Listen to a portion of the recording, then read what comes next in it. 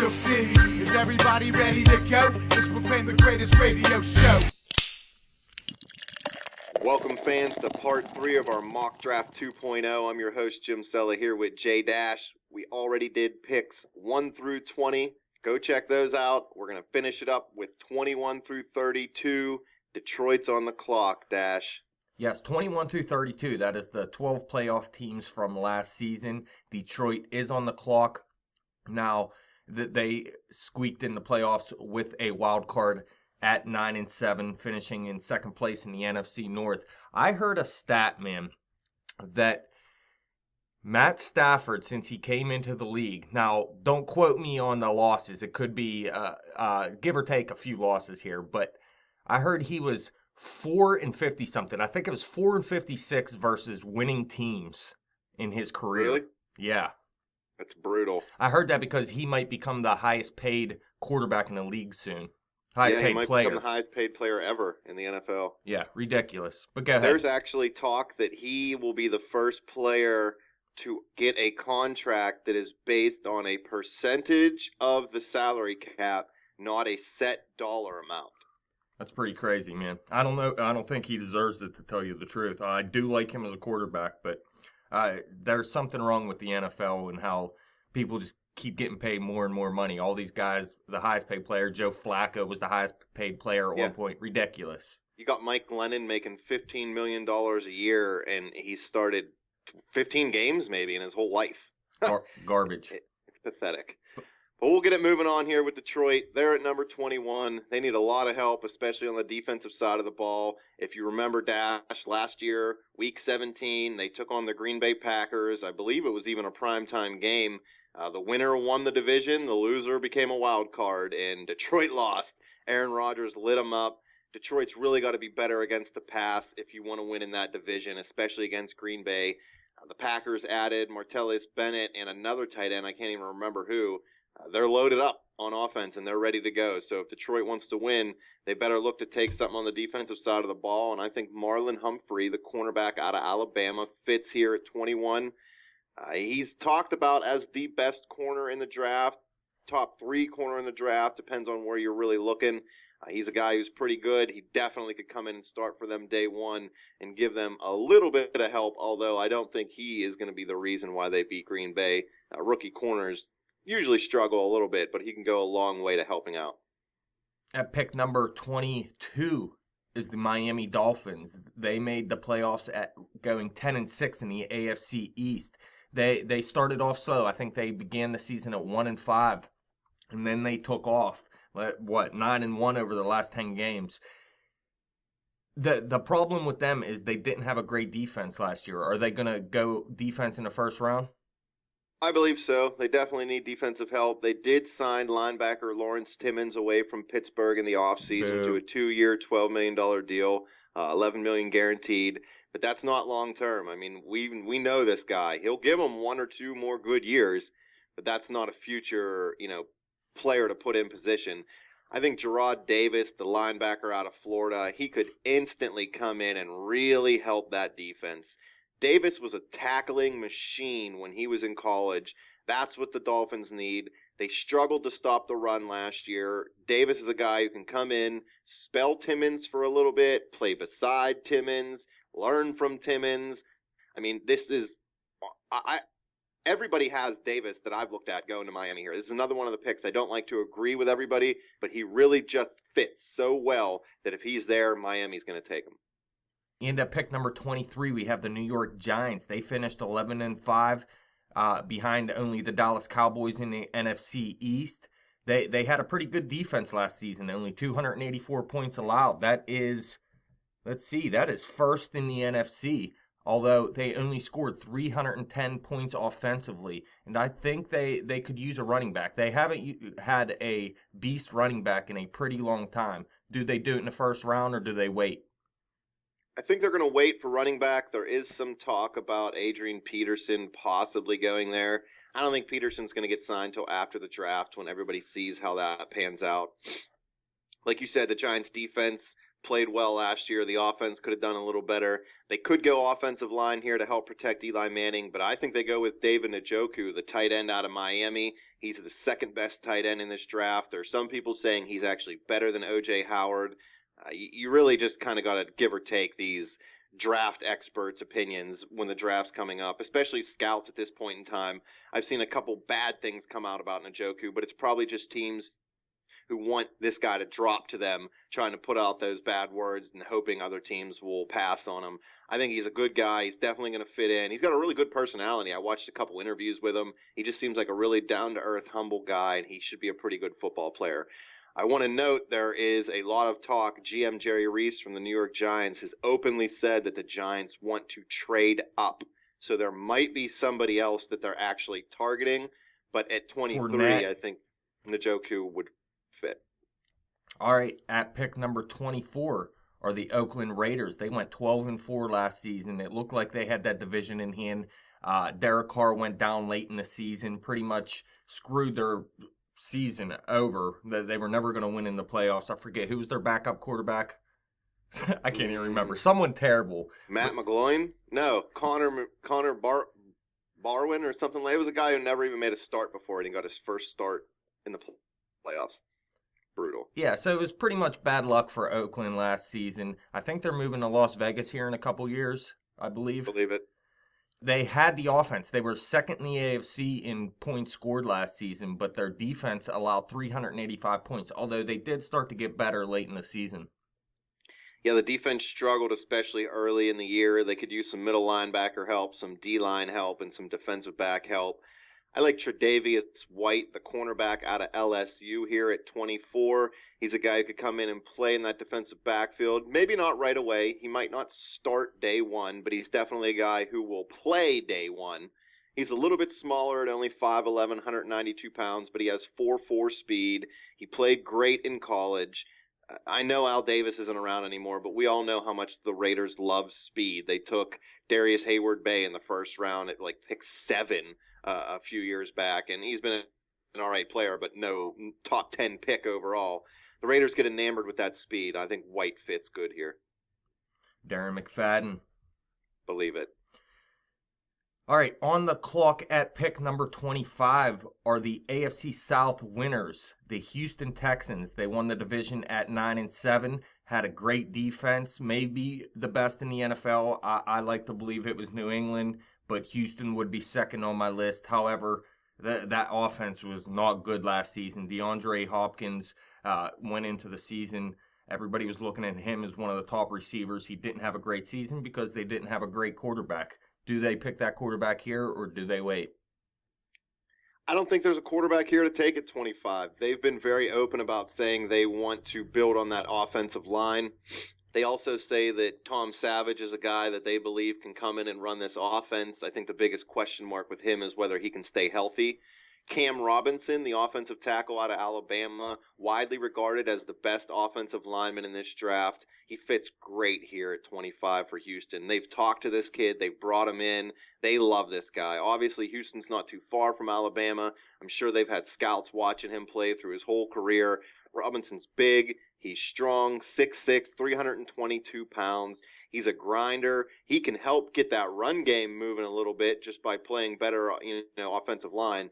So all around, I think he's a really good fit. And then Houston could probably go after a quarterback in the second round. I have one quarterback going in the first round in my mock. One quarterback. One quarterback. That Trubinsky or whatever his name is. Yeah, to the Jets.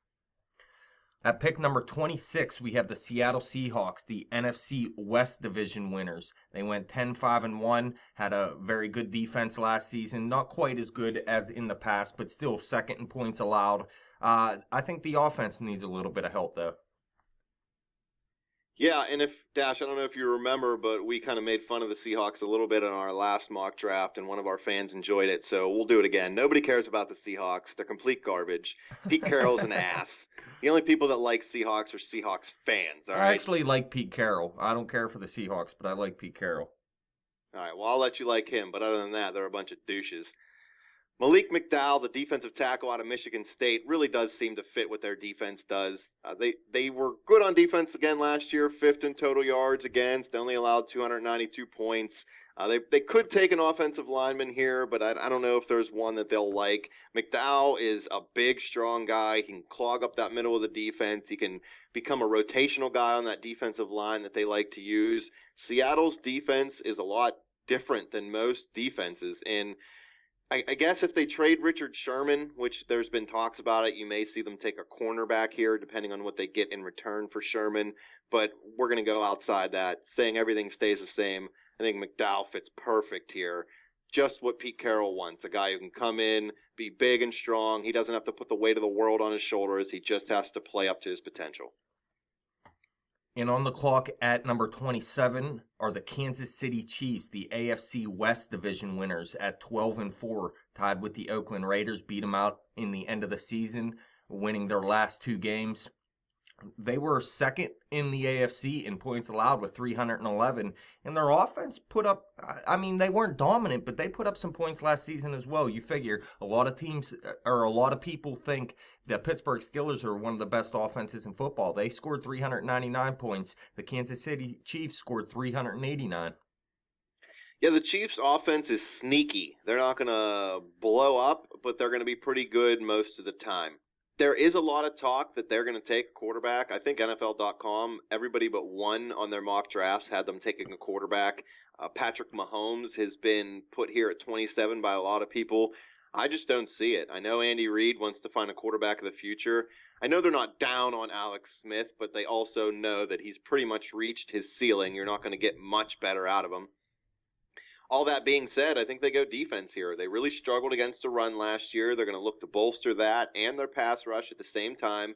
Derek Johnson's going to need help on the inside. He can't do everything himself.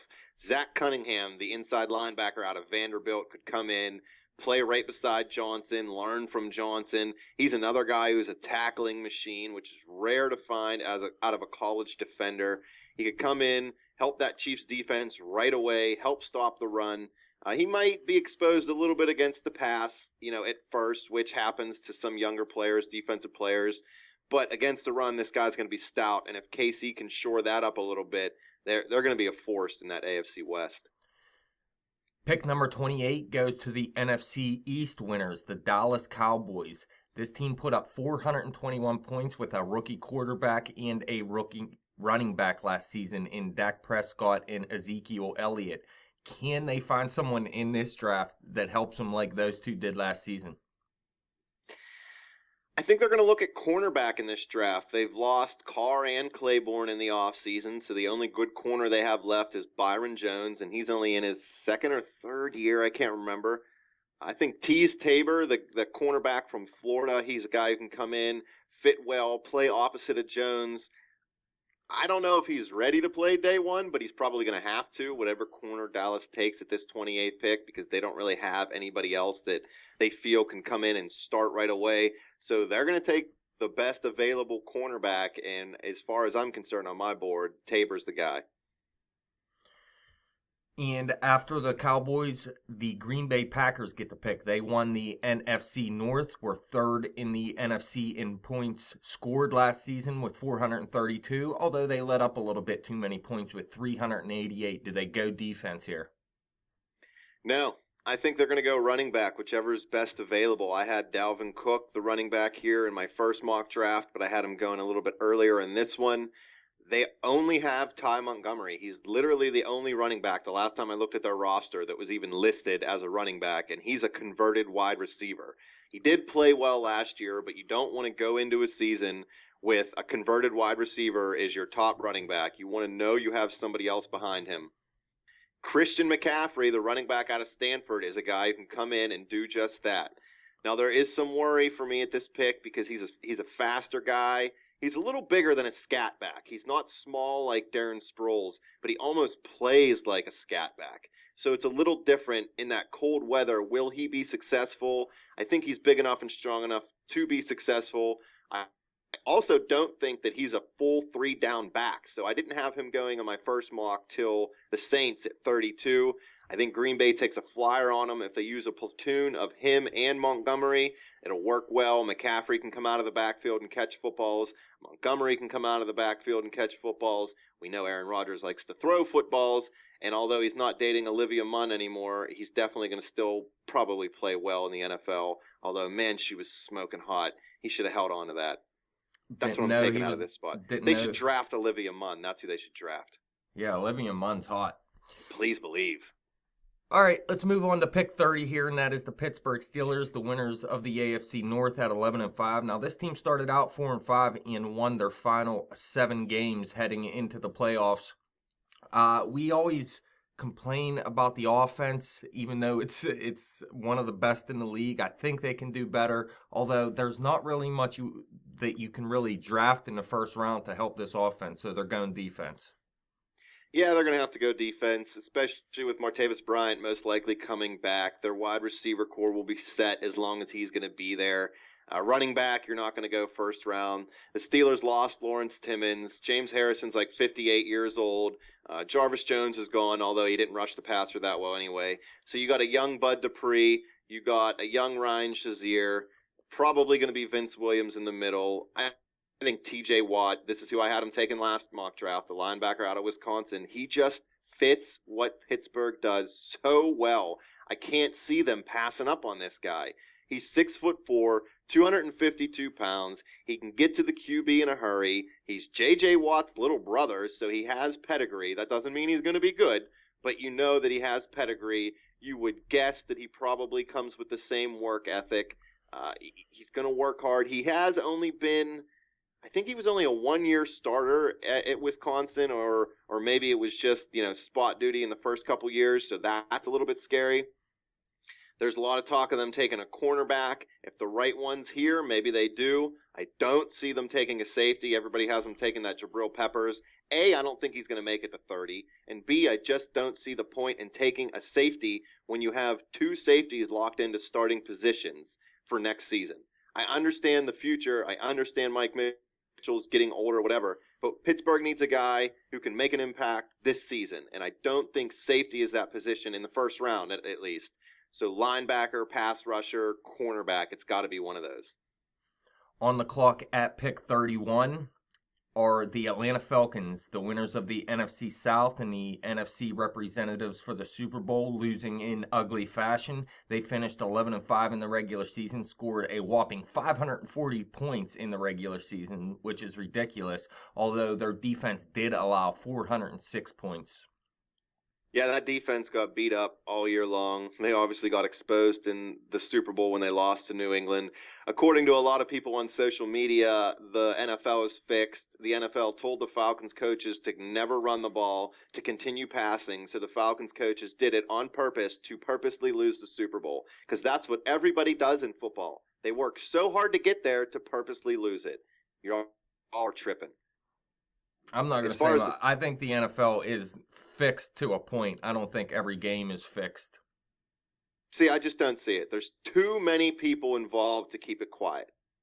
There's just too many. Like, as far as, this team's going to purposely lose this game, I just don't see how you keep 53 people quiet. They're going to be pissed. I mean, all you have to do is make one call with the ref, though, in the end of the game. Because, football comes down to 1 or 2 plays. And if the ref... Yeah, I mean, if you want to try to do something that way, then you could try to, change the outcome of a game. But as far as people think that these games, the outcome's already decided, and the players know who's going to win and lose these games from the start. No, that's just too deep ridiculous. Into it. It's not like that. It's stupid. But anyway, the Falcons, they need some defensive help. Like you said, they gave up a ton of points last year, 27th in points allowed. Chris Harris, the linebacker / defensive end out of Missouri, he's one of those hybrid guys that can come in and do a lot of different things for Atlanta. Dan Quinn is the coach down there. He was the defensive coordinator in Seattle a few years ago. They drafted Vic Beasley last year, and he had a pretty good rookie year. Harris can come in, have the same type of impact, really help that Falcons defense. Imagine if the defense for the Falcons could get into even the top 15. They don't have to be a top defense, but 10. If they're number 10 in the league, how good that team could be with that offense. And the last pick in the first round goes to the New Orleans Saints, who got this pick from New England, trading Brandon Cooks to New England. So that's a nice pick for the Patriots right off the bat. But the New Orleans Saints had a down season last year, going 7-9. They did score 469 points, but they allowed 454. That defense was terrible last season. This is their second pick in the first round, though, so hopefully they can build on that defense with at least one of these picks. Yeah, we have them taking Taco Carlton, the defensive end out of Michigan, at pick 11. We had them originally taking Malik Hooker, the safety at that position, in our first mock. He's gone now in this one. I think Buda Baker, the safety out of Washington, he's a guy who could come in and fit real well in the Saints defense. Another guy that could probably start day one.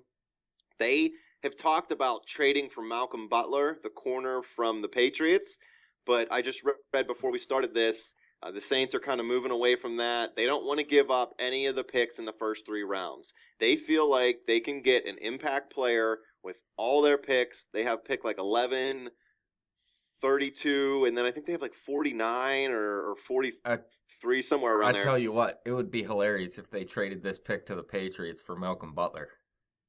That would be pretty funny, but I don't think it's going to happen. The Patriots want 2 first-round picks for Butler, and they want 2 first-round picks for Jimmy Garoppolo. So I don't see either one moving at price. That's but just yet way they too get high. Randy Moss for a 4th-round pick. Yeah, I think it might have even been less. Wasn't it a 7th-round pick? It might have been, man. I don't know. It They was do definitely that crap all it was the time. 4 or after. It wasn't anything before 4 because he was just garbage in Oakland those 2 years.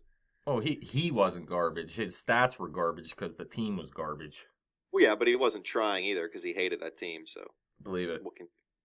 But yeah, Buda Baker, safety out of Washington, another guy that can come in, help this Saints defense. That's what they need. They got the offense. They have Drew Brees making like $30 million this year. He's a free agent after this season. So, I mean, it's kind of Super Bowl or bust, right?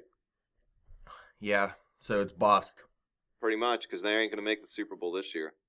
I highly doubt it, but you never know. The Saints come out of nowhere sometimes. If their defense cannot be pathetic, they have a shot. But that division's hard. You got Atlanta, you got Tampa Bay, you got the Saints, They you got need the to Panthers. bring that rapist Darren Sharper back. Yeah, please believe. He's spending the rest of his life in prison. Believe it. Hopefully he doesn't go all Aaron Hernandez. He's no saint. Believe it. But that's all I got. Anything else for the fans? Nope, that's picks 1 through 32. If you haven't seen our first 2 segments, go check those out now. And have fun watching the draft, correct? How many days is it now? 4? Thursday, Friday, and Saturday. 3 days. Okay. It might be 4. I don't know. I never watch Sunday if it's on Sundays. That's it, man. Questions, comments, hit us up on Twitter at bet_the_spread. Hit me up on Twitter at betjimthewin. Keep checking out our Facebook page at facebook.com/betthespread. Go back to the YouTube, click subscribe, send it to everybody, share the spread. Everybody loves it, and it's mock draft season.